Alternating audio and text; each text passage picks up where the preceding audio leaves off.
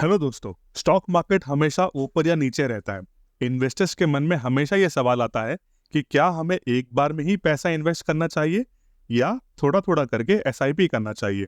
आज हम 3 case study के जरिए इस सवाल का जवाब ढूंढेंगे। ये कहानी है 3 दोस्तों की, रमेश, सुरेश और विनोद। ये तीनों एक ही ऑफिस में काम करते हैं और इन तीनों को एक साथ प्रमोशन के साथ साथ 1 लाख रुपए का बोनस भी मिला। रमेश सोचता है कि अभी तो उसे पैसे की जरूरत है नहीं और मार्केट भी अभी ऑल टाइम हाई पर है, तो चलो इस पैसे को भी इन्वेस्ट कर देते हैं। यही चीज रमेश अपने फ्रेंड विनोद को भी रिकमेंड करता है और दोनों डिसाइड करते हैं कि हाँ, ये टाइम सही है इन्वेस्ट करने के लिए। और जनवरी 2023 के एंड में रमेश और विनोद ने 1-1 लाख रुपए इन्वेस्ट किया जब मार्केट अपने ऑल टाइम हाई पर था और उस समय निफ्टी 18,000 के आसपास था।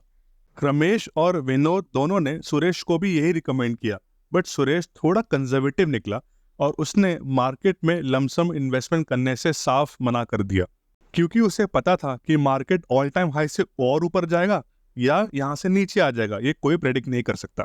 इसीलिए बहुत सोचने के बाद सुरेश ने लमसम इन्वेस्टमेंट का आइडिया ड्रॉप किया और एसआईपी स्टार्ट करने का प्लान किया।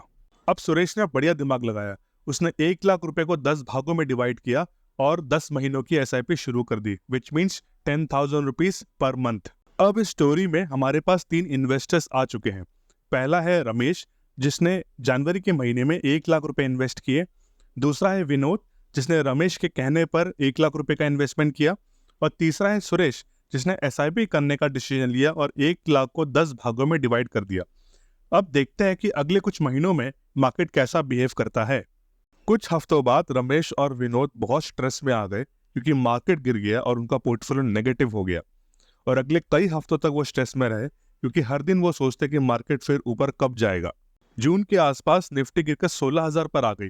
विनोद का पोर्टफोलियो नेगेटिव हो गया और उसने घबराकर अपनी सारी इन्वेस्टमेंट बेच दी, क्योंकि उसे डर था कि कहीं और लॉस ना हो जाए।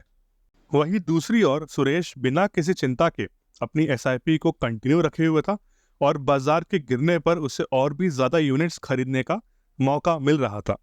साल के अंत तक बाजार फिर से ऊपर चले गया और निफ्टी 19,500 पर पहुंच गया। रमेश ने राहत की सांस ली और अपने प्रॉफिट को बुक कर दिया। सुरेश का पोर्टफोलियो भी अब प्रॉफिट में आ गया और उसने अब एसआईपी को कंटिन्यू करने का डिसाइड किया, क्योंकि उसे ये बात समझ में आ गई कि मार्केट में लंबे समय तक इन्वेस्टेड रहने में ही फायदा है। 3 दोस्तों ने एक ही समय में इन्वेस्टमेंट किया, लेकिन रिजल्ट्स अलग अलग आए। रमेश ने पेशेंस दिखाते हुए प्रॉफिट कमाया, विनोद ने घबराहट के कारण लॉस बुक किया और सुरेश ने अपने एसआईपी को कंटिन्यू रखा और नई अपॉर्चुनिटीज को देखने लगा।